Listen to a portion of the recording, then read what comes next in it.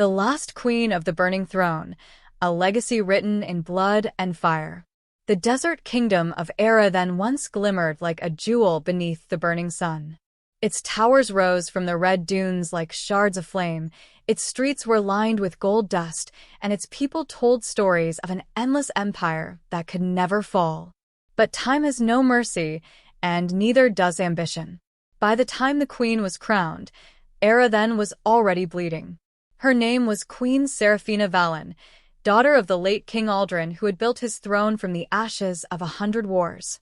The people called her the Flameborn, for legend said she was born during the eclipse of the twin suns, when the sky itself burned red. Some said that the gods of fire had chosen her, others whispered that she was cursed, that her touch would one day set the world ablaze. Seraphina was only 19 when the crown was placed upon her head. Her coronation was no celebration. It was a battlefield dressed in silk. Her father had died mysteriously, poisoned, many believed, and her mother, Queen Mara, had vanished into exile. Half the nobles turned their backs on her, the other half swore loyalty with trembling hands. And so, in the great hall of cinders, she stood before her father's burning throne, a seat carved from black obsidian, glowing faintly with an inner red light, and swore an oath. If this throne must burn, let it burn with my blood upon it. If Arathen must fall, let it fall only when my heart has turned to ash. The hall erupted in thunderous applause. But behind the cheers, Seraphina saw the eyes of traitors, calculating and cold. The first few years of her reign were forged in fire. The northern provinces rebelled, led by Lord King Aldren, her father's old general. He called her a false queen, claiming that she had been born of witchcraft. His armies marched with banners of black suns, and villages burned in his wake. Seraphina did not hide behind her throne. She rode into battle herself, armor of red steel, hair like a burning river under the sun. Her soldiers followed her not out of duty, but because her courage lit something within them. She fought beside them, her sword dripping with flame, her eyes burning with wrath. At the Battle of Emberfields, King Aldren's army surrounded her forces. The smoke was thick, and the sky wept ash. Her captains begged her to retreat, but she refused. A queen does not flee from fire, she said, she becomes it. That night, when the moon vanished behind smoke, she rode straight into the enemy camp with a handful of knights. She set the fields ablaze with oil and fireglass, turning night into a storm of light. Her soldiers, seeing her charge through the inferno, roared and followed. By dawn, the rebellion was ash, and King Aldren lay dead beneath her sword. The people began to call her the Fire Queen. But the victory came at a price. Thousands had died. Crops were gone. The rivers choked with soot. The throne room filled with petitions from starving towns, and whispers began again, not of rebellion, but of fear. They said she had burned too many. They said the throne had taken her soul. At night, Seraphina often stood on the balcony of her palace, looking out at the burning horizon. The flames of the watchtowers shimmered in her eyes. The weight of her crown felt like molten iron. She wondered if her father had felt the same, the loneliness of power, the silence after war. There was one man who dared speak to her without fear, Aldrich Vale, her chief advisor and the last loyal friend of her late father. Aldrich was old, wise, and weary. He had raised Seraphina like a second daughter. "Your Majesty," he told her one evening, "you have silenced your enemies, but the throne itself grows restless. Power won by fire cannot be held by fear forever." Seraphina's gaze hardened. "Do you think I do not know that? I did what I must to protect our people." "And yet," Aldrich said softly, "the people no longer know what you protect them from, or who." His words stayed with her long after he left. She began to walk among her people in disguise, cloaked, unguarded, like any commoner. She saw the hollow faces of the hungry, the fear in the eyes of children when soldiers passed. She realized that the fire she had unleashed for protection had become a storm no one could escape. And in the ruins of a burned village, she met a boy. Barefoot, ash on his face, clutching a small wooden carving of the queen, her own likeness, scorched but still standing. He looked up at her, not knowing who she was, and said, "They say the queen will bring light again. That she'll stop the burning." For the first time in years, Seraphina felt something shift inside her. Not rage, not pride, but sorrow. She returned to her palace with a new resolve. If her reign was written in fire, she would find a way to turn that fire into light. But fate, cruel and unrelenting, had already drawn another storm toward her. Beyond the red dunes, armies were gathering. Men with silver banners and cold eyes, led by someone who had once loved her.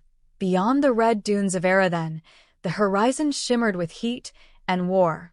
1,000 silver banners rose like ghostly waves against the burning sky. The wind carried the metallic scent of steel and dust, and with it, a name that made even the boldest hearts falter. Prince Cailan of the Rose.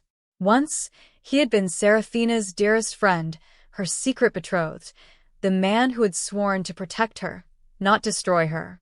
But now he marched at the head of the Therosian Legion, sworn enemies of Arathen, leading them under a banner marked with a white flame, a flame of vengeance. The story of their love was once whispered in every palace hall. When Seraphina was 16, Theros and Arathen had sought peace after decades of border wars. Cailan had come as a royal envoy, tall, calm, and unafraid of her fiery temper. He had not bowed when they met. Instead, he smiled and said, "Fire does not kneel to fire." From that moment, something had changed in her. They rode together across the dunes, spoke of kingdoms and stars, and dreamed of uniting their lands.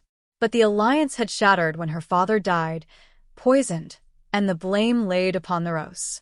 Cailan was banished, his love letters burned, his promises turned to dust. And now he returned, not for love, but for conquest. When word reached the palace that Cailan's army had crossed the border, Queen Seraphina did not tremble. She stood in the war chamber, surrounded by generals and lords, her crimson armor glinting in the firelight. General Varen, her most trusted commander, struck his fist on the map table. "They number 50,000, Majesty. The Rose has joined with the northern tribes. We cannot fight them in the open plains. The burning throne will fall unless we retreat to the mountains." Seraphina's eyes burned with defiance.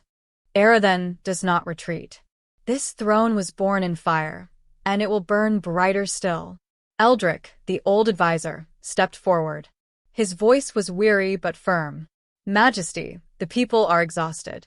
Another war may destroy what little remains. Perhaps there is still a chance for peace, for words before swords." Seraphina turned away, her jaw tight. She wanted to believe him. She wanted to believe Cailan would listen. But she also knew the man she had once loved, proud, wounded, and relentless. At last, she said quietly, "Then let the fire and the wind meet one last time. I will speak to him, not as queen and enemy, but as Seraphina." Under the blood-red sunset, she rode out beyond the city gates with a small escort, her crimson cloak billowing like flame. Across the sands, the silver army gleamed. At its front stood Cailan, his armor shining with the light of dying day. When he removed his helmet, the years seemed to vanish. The same dark eyes, the same sharp smile, but colder now, carved with sorrow and fury. "Your Majesty," he said, bowing slightly. "Or should I say, my lost Queen of Fire." Seraphina's voice was calm, but her heart thundered. "Why have you come here, Cailan? To finish what others began? To burn what we once dreamed to build?" Cailan's expression hardened. "Your father's poison killed my brother. Your armies slaughtered my kin. You sit on a throne built with ashes of my blood. Did you think love would erase that?" Her eyes glistened with restrained anger. "I never ordered his death. You know this." "And yet," he said bitterly, "you wear your father's crown." Silence stretched between them, a silence filled with everything they could have been. The wind howled across the dunes like a ghost mourning the past. Finally, Seraphina whispered, "If war is what you desire, then I will meet you in the fire. But remember, Cailan, fire consumes everything, even love." He looked at her for a long moment. Then he turned away, raising his sword. Then let the flames decide. That night, the sky of Arathen burned once more. The two armies clashed under the crimson moon. The sands turned black with smoke and blood. Firelight flashed on blades, and the air was filled with the screams of men and the roar of catapults hurling burning stones. Seraphina fought at the front, her sword a streak of molten steel. Each swing felt like a heartbeat, each breath a vow to her people. She fought not for glory, but for survival, for a kingdom that was hers in both guilt and grace. At the height of battle, she found herself face to face with Kalen once more. Their blades met with a thunderous clash, sparks flying between them like memories reignited. "You've changed," Kalen said through clenched teeth. "And you," Seraphina answered, "have forgotten mercy." Their swords locked. Kalen's strength pushed her back, sand sliding beneath her boots. "Mercy is for those who have not been betrayed," he snarled. "And vengeance," she hissed, breaking free and striking again, "is for those who wish to burn with what they hate." They fought until dawn's first light bled across the desert, and both armies had fallen silent to watch, fire against steel, love against loss. But before either could strike the final blow, a horn sounded, a thunderous call from the northern ridge. The Therosian reinforcements had arrived, twice the number of Seraphina's forces. Aldrich, watching from afar, shouted for retreat. "Majesty, fall back. You cannot win this." Seraphina stood motionless, her sword lowered, eyes locked on Kalen's. The man she had once loved would now destroy everything she had sworn to protect. Slowly, she mounted her horse and turned toward the burning city. "This is not the end," she said to him, her voice cold as the dying wind. "But if the throne must fall, it will take the world with it." And she rode back into the smoke, a crimson shadow vanishing into the fire. Arathen was dying. The red dunes that once shimmered like embers now stretched empty and cold. The fields that had fed thousands were scorched to dust. The rivers ran dark with ash. The city's towers still stood, but their glow was dim, like candles flickering in a storm. In the great palace of obsidian, the burning throne pulsed faintly in the half-light, its red veins glowing as if alive. It was said that the throne itself was forged from the heart of a fallen star, that it chose its ruler and fed on their fire. But now, it seemed to hunger for more, for sacrifice. Queen Seraphina sat before it in silence, her armor cracked and blood-stained. She had not slept for 3 nights. Her people were starving, her soldiers wounded, and Kalen's army surrounded the city on all sides. Every hour, another message came, another outpost fallen, another betrayal whispered in the shadows. Aldrich, her old advisor, stood beside her with heavy eyes. "The walls will not hold, Majesty. The enemy has breached the outer gates. We must evacuate the people to the mountains before it's too late." Seraphina did not answer. Her gaze remained fixed on the throne. "Do you remember the prophecy, Aldrich?" she said quietly. "The one the High Seer spoke at my coronation?" The old man hesitated. "Yes," she said, "that when the fire of Arathen begins to consume itself, the last queen shall either quench it or become it." Seraphina rose slowly, the weight of her crown heavy upon her brow. Perhaps this is what she meant.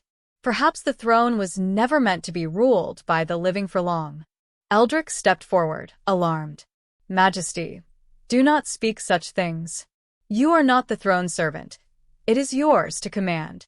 She turned to him, her eyes reflecting the faint red glow. "And yet, Aldrich, every queen before me has been consumed by it. My mother vanished. My father was poisoned by those who feared his power. Maybe Arathen was never meant to last. Maybe it was always meant to burn." That night, she walked alone through the deserted halls of the palace. The walls were cracked, and old tapestries hung like ghosts. In the royal gallery, she stopped before a mural, one that told the story of Arathen's founding. It showed the first queen, Althea Flameheart, raising her sword over a blazing pit, binding the fire of the gods into a single throne. Below the mural were words written in ancient runes. From fire we are born, by fire we reign, and to fire we shall return. Seraphina traced the words with trembling fingers. Then let the return be mine, she whispered. She turned and saw a shadow in the doorway. It was General Varen, his armor blackened, his face grim. My queen, he said, bowing deeply. The council begs you to surrender the city. Kalen has offered terms. If you give up the throne, he will spare your people. Her voice was steady, but her heart pounded. And, do you believe him? Varen's jaw clenched. He has no reason to lie. The people need hope, not ashes. For a long moment, she said nothing. Then she stepped closer, her eyes sharp as blades. Would you surrender your soul to save your body, General? He hesitated. If it meant saving thousands, yes. Then you are already dead, she said softly. Varen's expression darkened. You speak of pride while our people burn. You fight for a throne that devours everything it touches. Seraphina's temper flared. This throne is Arathen. It is the fire that binds us. Without it, we are nothing but dust and fear. But even as she spoke, a small voice in her heart whispered that he was right. The throne was feeding on them, on her. Varen bowed again, stiffly. Then forgive me, Majesty, but I must think of the living. He turned and left the hall. She watched him go, knowing that his loyalty was crumbling. Before dawn, Eldrick came to her once more. His hands trembled as he carried an ancient scroll, sealed with wax and dust. This was found in the ruins beneath the temple, he said. It is the original prophecy, older than your dynasty itself. Seraphina broke the seal and read. The words glowed faintly, as if written in emberlight. When the last flame stands alone in the storm, her heart shall be tested by love and ruin. If she chooses vengeance, the world will burn. But if she chooses sacrifice, from her ashes will rise a new dawn. She stared at the words for a long time. Then she whispered, Love and ruin, Kalen. Eldrick nodded slowly. Perhaps it is not too late. If you reach him, if you surrender not as a queen, but as the woman he once loved, perhaps peace can still be bought. Seraphina looked toward the window, where distant firelight flickered on the horizon. Peace bought with surrender is only silence before the next storm, she said. Then she looked at him with weary eyes. But maybe silence is all that's left. That night, she made her decision. She ordered the gates opened at dawn. Not for surrender, but for fate. Wearing her crimson armor, the Queen of Fire mounted her horse and rode out once more, this time carrying no sword, only the royal seal, the mark of the burning throne. Her soldiers watched in silence as she vanished into the smoke beyond the walls. Eldrick stood on the battlements, tears in his eyes. She walks into the storm alone, he whispered. May the gods of flame and mercy walk beside her. And somewhere beyond the dunes, Kalen waited, unaware that the woman riding toward him was not coming to fight, but to end a legacy written in blood and fire. The dawn that followed was unlike any other. The sky burned crimson before the sun even rose, as if the heavens themselves foresaw what was coming. The desert winds carried the faint scent of smoke and sorrow. In the distance, the silver banners of the rose shimmered like a mirage, still and waiting. Queen Seraphina rode toward them alone. Her crimson cloak fluttered behind her like a dying flame, her armor glinting faintly in the ghostly light. She carried no sword, no army. Only the seal of Arathen and the weight of 1,000 years upon her shoulders. When she reached the edge of the Therosian camp, soldiers stepped aside in wary silence. None dared raise a blade. Even her enemies felt the gravity of her presence, the last queen of the burning throne, walking into the heart of her doom. At the center of the camp stood Prince Kalen, waiting by the great banner of the silver flame. His armor gleamed, but his eyes were shadowed with memories. When she dismounted and stood before him, no words came at first. The wind whispered between them, lifting the sand like smoke. You shouldn't have come, Kalen said quietly. His voice was softer than she remembered, heavy with regret. I had to, Seraphina answered. If the throne is to fall, I will not let strangers decide how it burns. Kaelin's gaze flickered to the royal seal in her hand. Then you've come to surrender? She shook her head slowly. No. I've come to end this, one way or another. He exhaled, closing his eyes briefly. You speak as though death is a gift. Perhaps it is, she said. For too long, the fire has ruled us both. It took your brother, it took my father, and now it will take me, unless we end it together. Kaelin looked at her, truly looked, not as a queen or an enemy, but as the woman he had once loved. Her face was tired, her eyes hollowed by loss, but her spirit still blazed. Seraphina, he whispered. It didn't have to be this way. Her voice trembled just slightly. Didn't it? The moment the throne was forged, it demanded blood. We were born from it, bound to destroy each other so that the fire could live. He frowned. You sound like the seers of your court, lost in riddles and fate.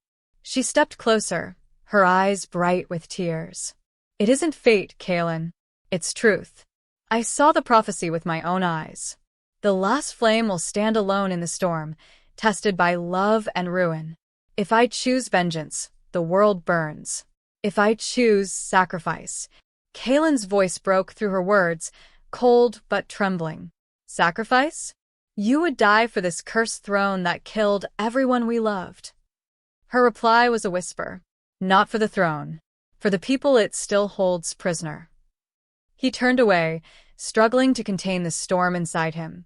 You always believed you could save them. But fire only knows how to destroy.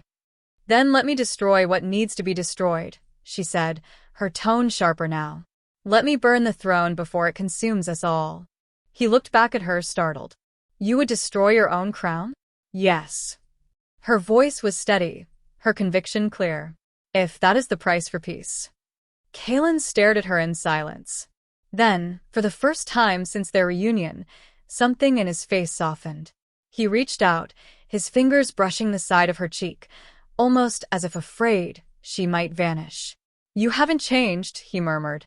Still the girl who walks through fire and calls it light. A tear escaped her eyes. And you, still the man who stands in the storm and pretends not to be cold. For a heartbeat, the war around them ceased to exist. They were once again two souls beneath a red sky, caught between love and destiny. But the moment passed as quickly as it came. Kaelin's second-in-command approached hurriedly. My lord, our scouts report movement. The Queen's general approaches with reinforcements. They're preparing to strike. Seraphina's eyes widened. What? Kaelin turned sharply. You came under a banner of peace. I did, she said fiercely. But not all of my council believes in peace. Far on the horizon, dust clouds rose, the remnants of Arathen's army charging desperately, led by General Varen, who had defied her orders.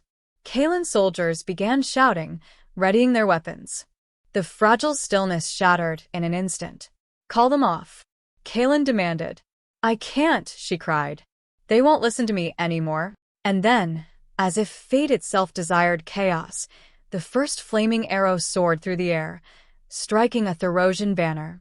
The white flame insignia burst into real fire. The war reignited.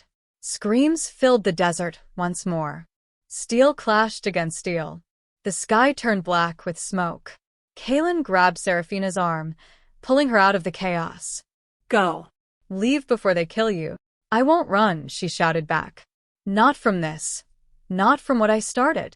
They fought their way through the battlefield together, side by side, as they once had dreamed they might. Seraphina's hair was matted with ash, her armor shattered, but her spirit refused to yield. Kaelin's blade flashed like lightning, cutting down any who tried to reach her. But the numbers were against them. Arathen's desperate army faltered, and Therosian soldiers surged forward. When Seraphina saw her banners falling one by one, something inside her broke. She turned to Kaelin, her voice hoarse with grief. If I die today, promise me you'll finish what I couldn't. Kaelin's eyes burned. Don't speak like that. I mean it, she said fiercely. The burning throne must fall. Swear it, Kalen. Swear to me. He hesitated, then, trembling, placed his hand over hers. I swear. And then the blast came. A catapult from the ridge struck the heart of the battlefield, scattering fire and smoke in every direction. The shockwave hurled them apart. When the dust cleared, Kalen lay wounded among the ruins, and Seraphina, bloodied but alive, stumbled toward the horizon where her city burned in the distance. The burning throne was calling to her, pulsing in her mind like a heartbeat, a whisper of flame that echoed through her bones. Come home, my queen. Come home, and be the fire eternal. With her last strength, she turned back toward Kalen, still lying in the smoke. Their eyes met just once across the ruins. Then she whispered, Forgive me.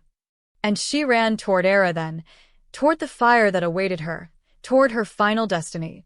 The sky over Arathen bled with smoke. From the northern hills, the flames could be seen devouring the city, towers crumbling, banners turning to ash, the air itself trembling under the heat. The burning throne called to her like a voice from the heart of the inferno. Queen Seraphina rode through the ruined gates, her armor blackened and her hair tangled with soot. The streets were empty except for the ghosts of war, broken shields, smoldering carts, and the silent shapes of those who had once called her queen. Her horse stumbled and fell, too weak to continue. Seraphina rose alone and walked the rest of the way, her boots leaving prints in the ash. Each step she took echoed through the dead city until she reached the palace, her home, her prison, her destiny. The grand doors of obsidian stood half-melted, glowing faintly from the heat that pulsed within. She pushed them open with trembling hands. The throne room blazed in red light, not from torches, but from the throne itself. It was alive. The burning throne, forged from the heart of a fallen star, throbbed like a living heart. Flames coiled around it, whispering in tongues older than time. Its light danced across the shattered marble floor, reaching toward her like fingers of desire. Come, Flameborn, come and fulfill the covenant. The voice was not human. It was deep and ancient, neither male nor female, but something vast and terrible. Seraphina sank to her knees, tears streaking her ash-stained face. I gave you everything, she whispered. My father, my love, my people, all gone in your name. What more do you want? The last flame must burn to light the dawn. She shook her head. No. I won't let you consume another soul. I'll end this, even if it ends me. The fire flared, the voice rising to a roar. Then burn, Queen of Cinders, and let your ashes remember what you were. At that moment, the great doors burst open. Aldrich stumbled in, coughing from the smoke. His robes were torn, his face streaked with soot. My queen, he cried. You must leave. The upper walls have collapsed. Kalen's army is advancing. Seraphina turned to him, her eyes glowing faintly red. There's nowhere left to go, Aldrich. The city is lost. Then let it burn, he shouted, voice breaking. But you must not. The world needs you, Seraphina, not this cursed throne. She smiled sadly. The world doesn't need me. It needs release. Aldrich's face crumpled. Please. I raised you like my own child. Don't do this. She reached out and touched his hand gently. You once told me power won by fire cannot be held by fear forever. You were right. The only way to break the curse is to give the fire what it craves. He fell to his knees. Then let it take me instead. Seraphina's voice softened, filled with sorrow and love. It already has. She stepped past him, toward the throne. Outside, thunder rumbled, though there were no clouds left in the sky. The horizon shimmered as Kalen's army breached the final gate. Kalen himself, wounded but alive, limped through the ruins, calling her name. Seraphina, don't do this. Wait. Inside the palace, the fire's voice grew louder, swirling around her like a storm. The very air cracked with energy. You are the last flame. The covenant ends with you. Burn, and the world will begin again. She reached the base of the throne and turned back for one last look. Through the shattered archways, she saw Kalen stumbling toward her, his armor scorched, his sword dragging behind him. "Seraphina," he shouted. "Don't listen to it." Their eyes met across the blaze. She smiled faintly. "I must. For us." "Then let me stand with you," he cried. But she shook her head. "This is my burden, not yours." He fell to his knees, despair in his eyes. "Please don't leave me in the dark again." Her hand trembled. "Then remember me in the light." She turned and placed her palms upon the burning throne. The flames exploded around her, red, gold, and white, spiraling upward like a sun reborn. The voice roared, the palace quaked, and every torch in Arathen ignited at once. Kalen screamed her name, but his voice was lost in the storm. The fire engulfed her completely. Her armor melted, her crown fell and turned to ash, and yet she did not scream. She stood tall, her eyes filled with light, her body dissolving into the fire that had always been her fate. "From fire we are born, by fire we reign, and to fire we shall return." And then silence. The flames dimmed. The palace walls cracked. The burning throne shattered into 1,000 fragments that floated in the air like embers. When Kalen reached the dais, there was no body, only a faint shimmer, a warmth that lingered in the air. He sank to the floor, clutching her crown of ashes, tears streaming down his soot-stained face. "Seraphina," he whispered, "you've won, and I have lost everything." But as he looked around, he realized something miraculous. The fires of Arathen were dying. The cursed flames that had devoured the city were fading into golden light. The heat softened, and a cool wind began to blow, the first true wind of peace in centuries. He looked toward the dawn. For the first time in generations, the horizon glowed not with fire, but with sunlight. Aldren emerged from the ruins, his face streaked with tears. "She did it," he murmured. "She broke the covenant." Kalen rose weakly, still holding the crown. "She didn't destroy the throne," he said softly. "She became it." And above them, the ashes of Seraphina drifted into the wind, not as sorrow, but as light. They glowed softly in the morning sun, scattering across the desert like seeds of flame, as if she was whispering to the world, "From my ashes, let new life begin." In the centuries that followed, they said that the desert of Arathen bloomed once more, red flowers growing where the fire had burned deepest. The people built new cities and told their children stories of the queen who ended the age of fire. They called her Seraphina the Eternal, the last queen who burned so the world could be reborn. And somewhere, in the heart of the desert, when the wind was just right, you could still hear her voice, soft as flame, strong as love. The fire does not end. It changes, and so must we.